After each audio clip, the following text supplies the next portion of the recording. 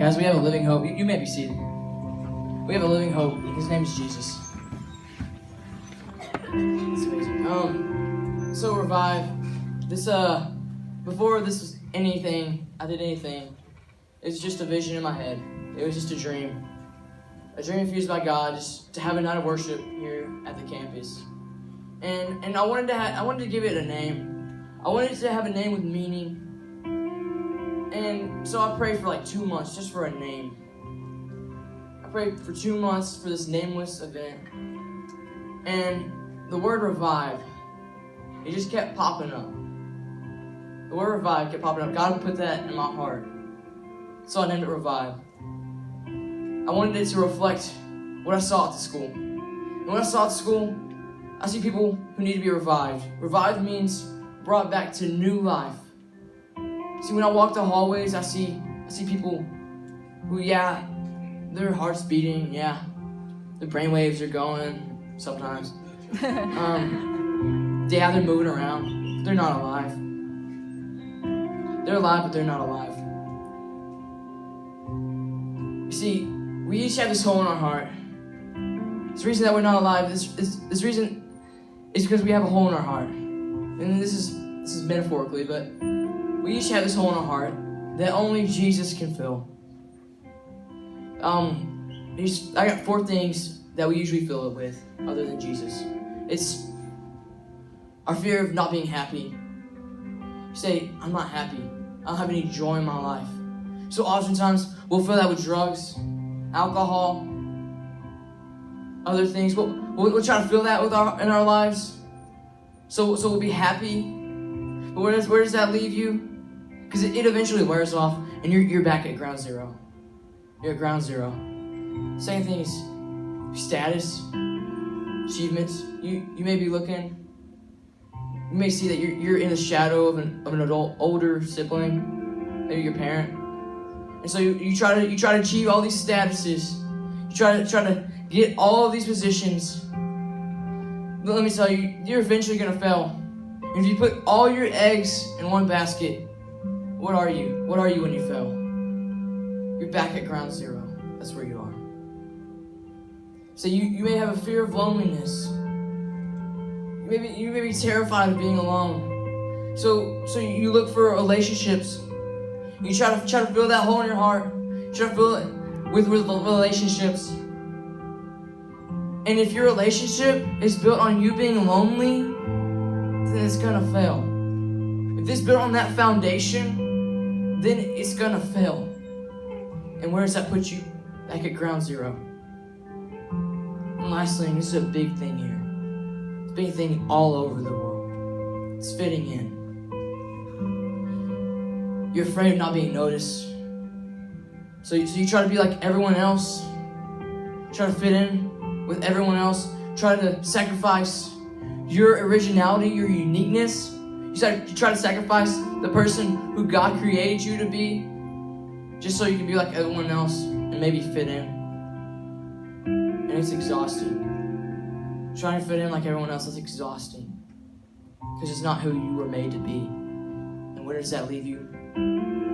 Ground zero. You're starting over. Without Jesus, you're incomplete. With Jesus, you're complete. See, He's the one who created you, the only one who created you. So He's the only one who can fix you. Say that one more time. He's the only one who created you, so He's the only one who can fix you. So why is God the only one who can fix me? Why can't drugs and pursuit of happiness fix me? Why can't status, why can't achievements fix my fear of failure? Why can't relationships fix my fear of being lonely? Why can't fitting in fix my fear of not being noticed? Because God created you, He's the only one who can fix you. So why is God the only one that can fix you? Let me tell you why. So God created us, and He started with Adam and Eve, and they sinned. God said, don't eat from the tree, and they did it. They ate from the tree. And since then, we came from that. We came from sin. It says, for all have sinned and fallen short for the glory of God. So God is holy and perfect, and we are sin. we sin. See, what our sin deserves us is hell. Because God can't be with God can't be with sin. It's like mixing white sand and sugar. That's disgusting. Nobody wants to eat white sand and sugar mixed together. In the same way, God can't be with sin. He's too holy and too perfect. What our sin deserves us, it deserves us hell.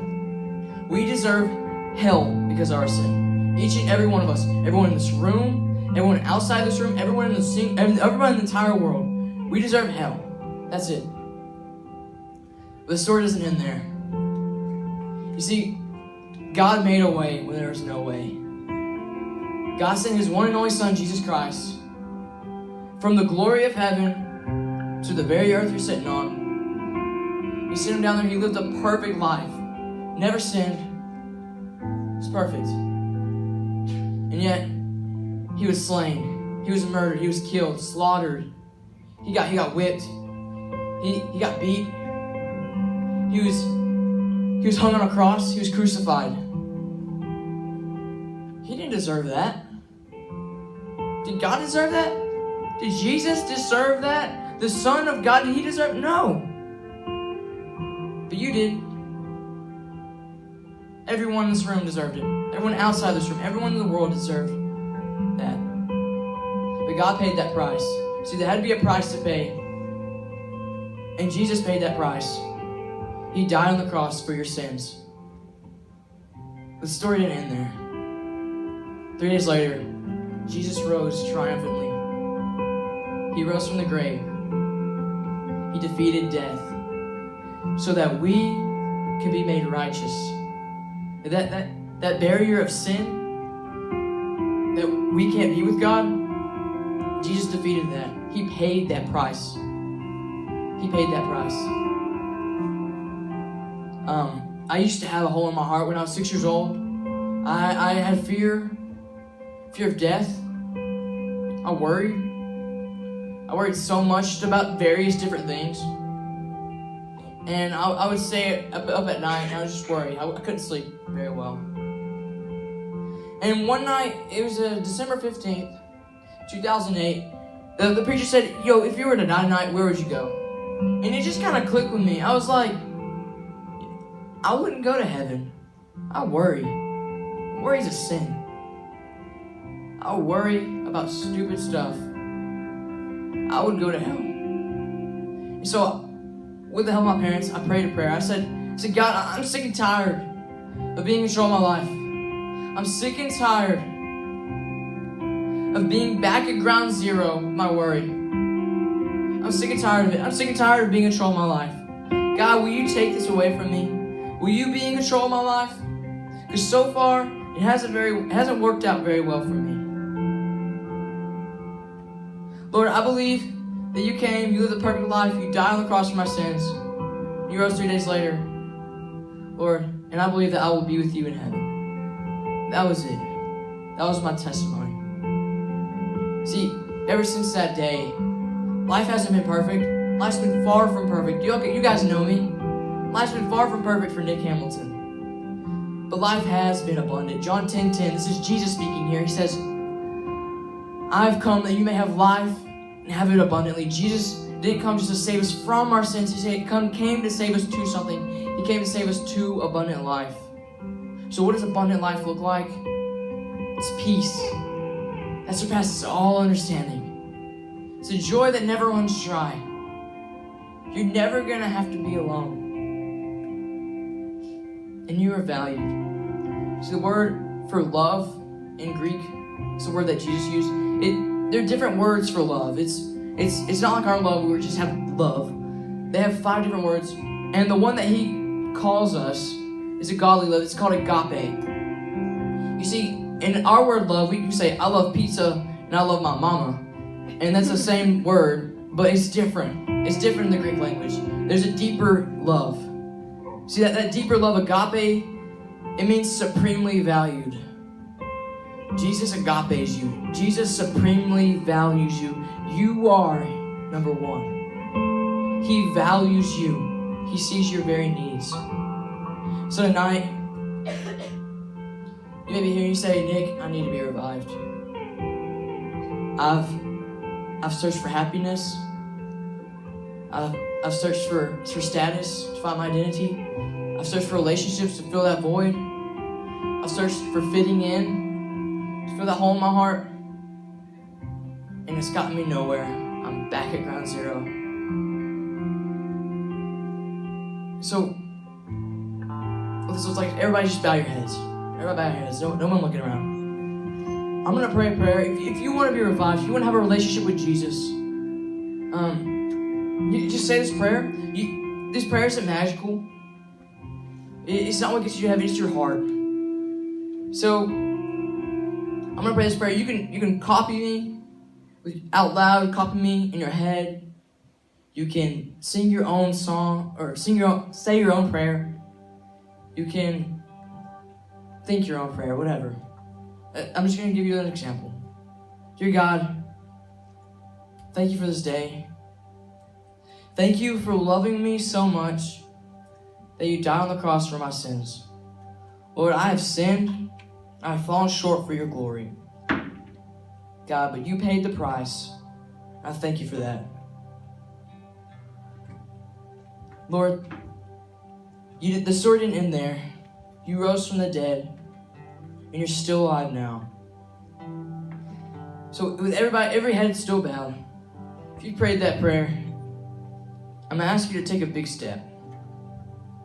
I'm going to ask you to raise your hand. You say, Nick, I gave my life to Jesus just now. Amen. I want you to look at me. If you prayed that prayer, everybody, every head bowed. I'm sorry. Every head bowed. If you prayed that prayer, I want you to raise your hand. I want you to look at me. I want you to look at me. If you prayed that prayer, we've got adults in the back. They're going to raise their hand. Adults in the back, raise your hand. There we go. You turn your head. They would love to talk to you. They'd love to get to know you. They'd love to talk about how great this decision is that you made. And so I'm going to ask you to take a big step of faith. I'm saying, if you stood up, if you raise your hand, I'm going to ask you to stand up and go talk to them. One of those people that one of those adults that raised their hand.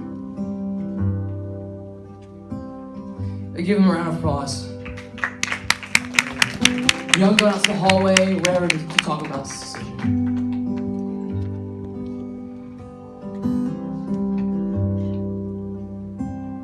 Okay, for the rest of you, I'm assuming that you made a decision. If you did, you say, Nick, I don't have a relationship with Jesus Christ. I was kind of scared. It's okay. It's okay. We'll talk about that in the end. But for the rest of you, I'm assuming that you have a relationship with Jesus Christ. And so we're about to sing a song called Build My Life. It's a time of response. See, I believe that God is speaking to every single one of you. All you have to do is listen. So right now, you may have maybe go through a tough time. You may have family problems. You may have hurts from your past. So tonight, it's a way to just get rid of it. Say, God, Lord, I'm done holding on to this. I give it to you, God. It's time to do that. There may be somebody in this room who you have wronged. You just flat out wronged them. And right now, it may be a time for you. It could be a time you say, hey, I want to get things right. I'm so sorry. It may be a time for that. So right now, it's a time of response. You can sit down and pray, stand up and pray, come to the front and pray, go to the back and pray. You can sit down and sing, stand up and sing, come to the front, sing, come to the back, sing. You can do whatever. Just listen to what God has. As we sing this next song.